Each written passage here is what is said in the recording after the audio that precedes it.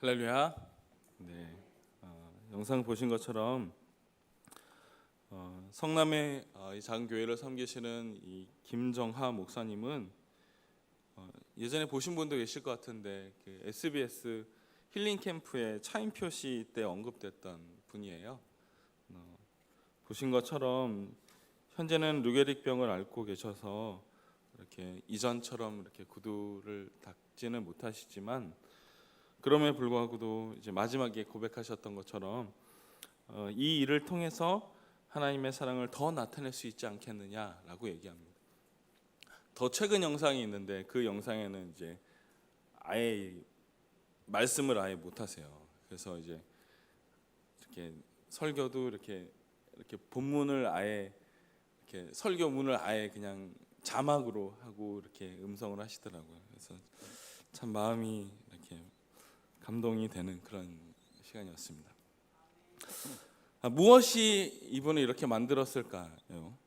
죄인된 우리를 사랑하셔서 새 생명을 주신 그 하나님을 경험했기 때문 아닐까요?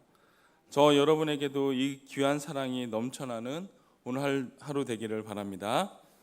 우리 지난번에 담임 목사님께서 얘기해 주셨던 우리 하나님이 우리를 위해 싸우신다, 우하우사, 그 마음을 가지고 살아가는 우리 되기를 바랍니다. 자, 오늘 본문은 읽은 지 좀 됐지만 느헤미야 5장입니다. 읽으셔서 많이 공감되셨겠지만 당시 상황이 별로 좋지 않았습니다.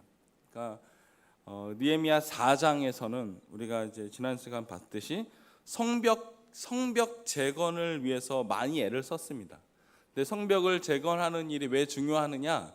성벽이 없으면 이렇게 우리가 살고 있다가 외부의 침략으로부터 갖고 있었던 농산물을 다 뺏기거나 갖고 있었던 것들을 뺏기는 그런 상황이었습니다. 그래서 성벽을 만들어야 이 안에 있는 사람들이 정말 사람답게 살 수 있었던 거죠. 근데 이제 4장에서 보시면 아시겠지만 못 짓게 하잖아요. 사람들이 이렇게 자기가 뺏어가려고 하는 건지. 그래서 외부의 침략들이 많았습니다. 뭐 비웃기도 하고 뭐 여우가 올라가면 뭐 이런 비유들을 쓰면서 못 짓게 했는데 어떻게 해요? 잘 지었습니다. 그것도 52일 만에 불가능해 보일 것 같았던 그 성벽 재건이 놀라운 단결력으로 해결됩니다. 자, 그리고 5장에는 어떤 내용이냐면요, 이 4장까지는 외부에, 그러니까 밖으로 보여지는 어려움이었다면 이제 5장부터는 내부에, 이 안에서의 어려움이 어떤 것이 있었는지를 얘기하는 거죠. 느헤미야는 단순히 성벽을 재건하는 것으로 끝나는 것이 아니라 내부적으로도 하나님과의 언약을 다시 한번 생각하고 신앙인, 하나님의 사랑을 받은 자로서 어떻게 살아야 되는지에 대해서 얘기하고 있습니다. 5장 1절인데요. 1절을 우리 다 같이 함께 읽어보겠습니다. 시작. 그때 백성들이 그들의 아내와 함께 크게 부르짖어 그들의 형제인 유다 사람들을 원망하는데, 이제 이거를 좀 공동 번역으로 제가 읽어보면, 그런데 백성들 중에 일부 유다인 동족들에게 불평이 생겨 여자들까지 아우성을 치는 일이 벌어졌다라는. 그러니까 내용을 좀 2절부터 쭉 보면 과도한 세금과 고리대금이 문제였습니다. 이때 이스라엘 백성들이 바벨론 포로로 갔다가 포로를 끝내고 예루살렘으로 귀환을 했죠. 정말 좋은 일이죠. 다시 이 고향 땅으로 돌아온 것이. 근데 이제 그 중에는 가난한 사람들도 있었습니다. 뭐 다 부자는 아니었으니까요. 근데 이제 가난한 사람들이 살기 위해서 돈을 빌리는 거죠. 뭐 저희도 돈을 빌릴 수 있죠. 은행에도 빌릴 수 있고 뭐 이렇게 빌릴 수 있는데 뭐가 문제였느냐? 3절부터 5절까지 쭉 보면 3절부터는 조상으로부터 물려받은 기업을, 땅을 파는 거예요. 그리고 5절에는 믿기지 않겠지만 동족들 간에 서로 인신매매를 합니다. 이게 어떻게 문제냐? 레위기 25장 34절을 보면 그러나 그들의 성읍 주위에 있는 들판은 그들의 영원한 소유지이니 팔지 못할지니라. 그러니까 이미 레위기에 얘기한 거예요. 율법에 너희들이 기업으로 받은 땅은 팔지 말아라 라는 거죠. 그리고 25장 42절에 보면 그들은 내가 애굽 땅에서 인도하여 낸 내 종들이니 종으로 팔지 말 것이라.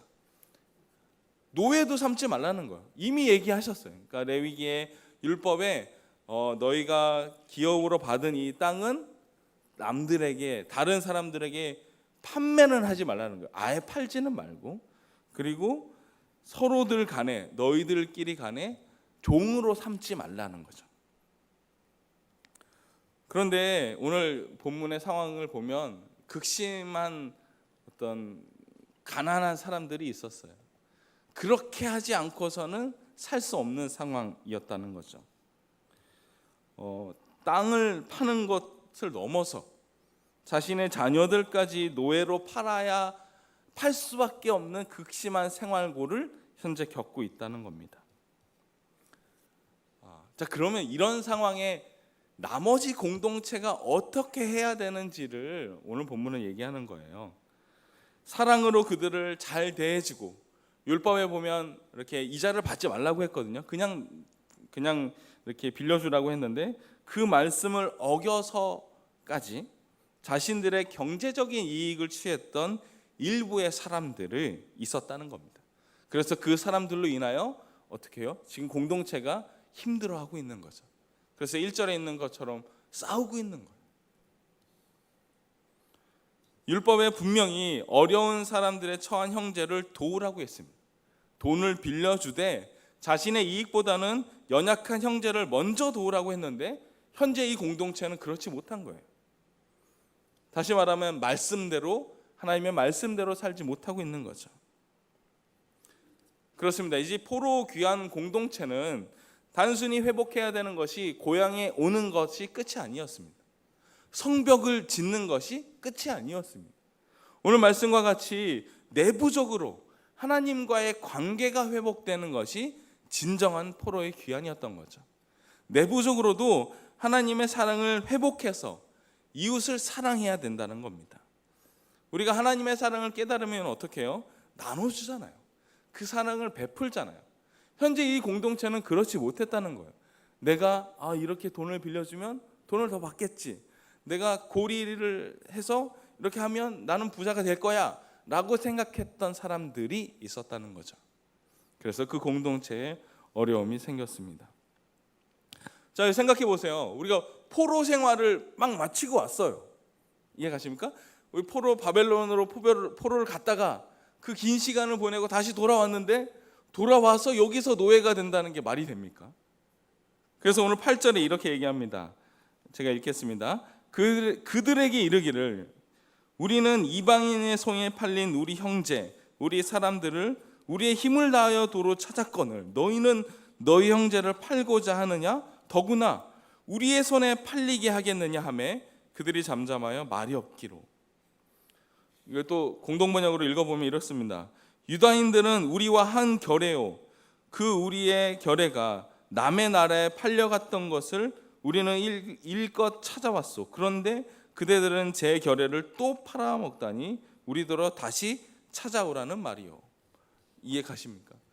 포로로 끌려갔던 사람이 돌아왔는데 다시 포로나 다름없는 노예가 된다는 것이 현재 있었던 상황이죠. 부유한 자들이 가난한 동족들에 대한 이 죄악들에 대해서 느헤미야가 지적하고 또 다시 한번 회개의 운동을 펼치고 있는 겁니다. 자, 지금 이 상황은요, 율법에 어긋난 일입니다. 하나님의 말씀에 저버리는 일입니다. 하나님의 사랑을 깨닫지 못한 상황입니다. 그래서 지금 느헤미야가 얘기하는 거예요. 우리가 하나님의 은혜로 지금까지 살았고 포로로 끌려갔던 사람이 다시 돌아오는 은혜가, 그런 역사가 일어났는데 너희가 그걸 잊었냐? 라는 거죠. 9절에 보면요, 하나님을 경외하라라고 하는데 다른 번역을 보면 하나님이 두렵지도 않냐라고 합니다. 느헤미야는 여기서 그치지 않고요, 그들에게 이 공동체가 같이 갈 수 있는 방법을 제시합니다. 10절인데요. 우리 10절을 다 같이 한번 읽겠습니다. 시작. 나와 내 형제와 종자들도 역시 돈과 양식을 백성에게 구워 주었거니와 우리가 그 이자를, 자, 여기서 얘기하는 나와 내 형제는 느헤미야와 느헤미야 친형제, 친족들을 말합니다. 그리고 부관까지요. 그들도 역시 돈을 빌려 주었는데 오늘 이제 개역 개정판에서는 그치자라고 나와서 마치 앞으로 그치자라고 하는 것 같지만 원문상으로 보면 나는 받지 않았다라고 얘기하는 겁니다. 그러니까 나 그리고 느헤미야 자신과 느헤미야 친형제들 그리고 느헤미야의 친족들 심지어 느헤미야의 부관들까지 우리도 이런 일을 겪었지만 어떻게 해요? 이자를 받지 않았다는 거예요. 왜냐하면 율법에 그렇게 나와 있거든요.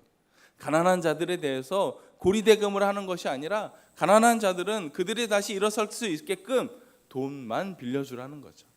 그리고 어떻게 해요? 나도 그렇게 하고 있다는 거예요. 그래서 너희도 그렇게 하라는 거죠. 율법이 말하는 근본 정신은요, 이 공동체가 함께 갈 수 있는 방법을 얘기하는 겁니다. 그래서 느헤미야가 그렇게 했고 너희도 그렇게 하라는 거고 12절에 보면 그렇게 하겠습니다 라고 서약합니다.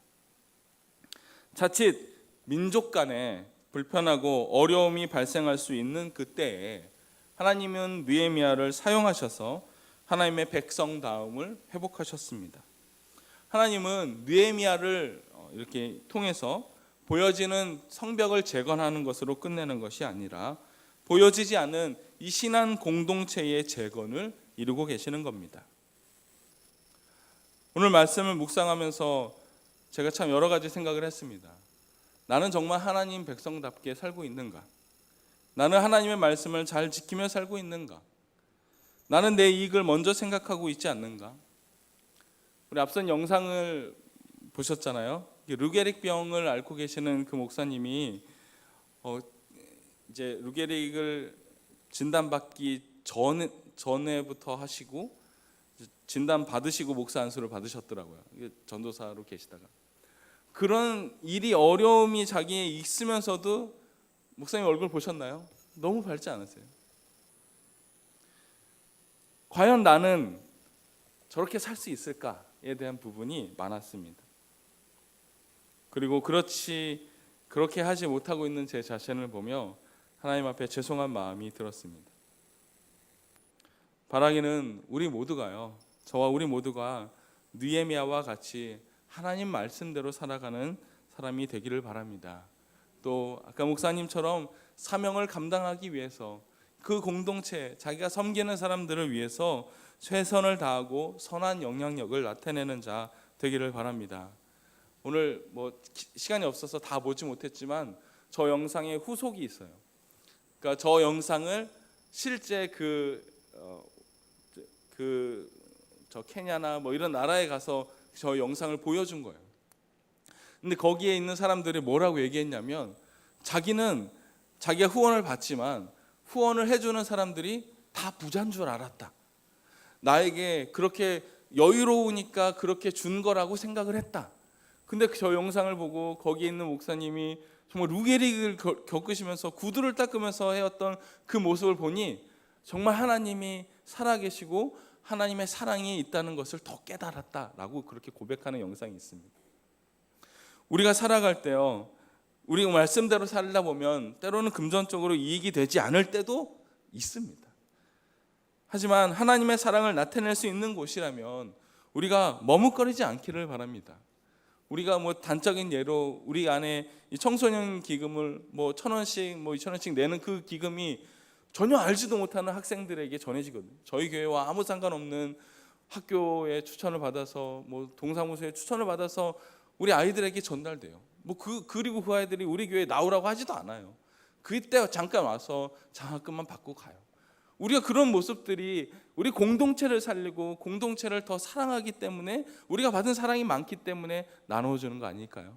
오늘 느헤미야가 얘기하는 것은요, 한 공동체 이 안에 있는 사람들이 자신의 이익보다는 하나님 나라를 먼저 생각하는 모습이 있기를 바라는 겁니다. 바라기는 우리 모두에게도 그와 같은 선한 영향력이 있기를 바랍니다. 말씀 맺겠습니다. 마가복음 12장에 보면 한 서기관이 예수님께 와서 질문을 합니다. 예수님, 어떤 계명이 제일 가는 계명입니까? 그때 예수님이 이렇게 말씀하십니다. 마가복음 12장 30절, 31절인데요. 우리 스크린 나오는데 다 같이 함께 읽겠습니다. 시작. 내 마음을 다하고 목숨을 다하고 뜻을 다하고 힘을 다하여 주 너의 하나님을 사랑하라 하신 것이요 둘째는 이것이니 내 이웃을 내 자신과 같이 사랑하라 하신 것이라. 이보다 더 큰 계명이 없느니라. 아멘. 우리 모두는 죽을 수밖에 없는 죄인이었습니다. 우리가 죄인 되었을 때, 여전히 연약할 때 예수님께서 십자가의 지심으로 말미암아 살게 된 거죠. 그래서 오늘 예수님이 얘기하신 말씀이 뭐예요? 내 목숨을 다하고 뜻을 다하고 힘을 다하고 내 모든 것을 다해서 하나님을 사랑하고 그 하나님을 사랑하는 마음을 가지고 어떻게 해요? 이웃을 사랑하라는 거죠. 공동체를 사랑하라는 겁니다. 예수 그리스도를 통해 우리가 새 사람이 되었다면 하나님 사랑과 그 이웃 사랑을 실천하는 자 되기를 바랍니다. 헬라어에 코이노니아가 있습니다. 저희 4대 교구에 코이노니아 셀이 있는데 그 코이노니아는 단순한 교제가 아니고요, 나눔과 구제를 의미합니다. 진정한 교제는 우리의 것을 나눠주고 섬길 때 이루어진다는 거죠. 느헤미야를 보면서 느헤미야 정도 되니까 그렇게 하는 거지 라고 생각하지 마시고요, 우리 또한 하나님을 사랑을 받고 예수 그리스도의 그 보혈의 피로 새롭게 되었다면 어떤 상황이 있든지 간에 우리의 삶에 어떤 자리에 있든지 간에 예수 그리스도를 보여주고 또 그 사랑을 나타내는 우리 모든 성도님의 삶 살기를 주님의 이름으로 축원합니다. 아멘.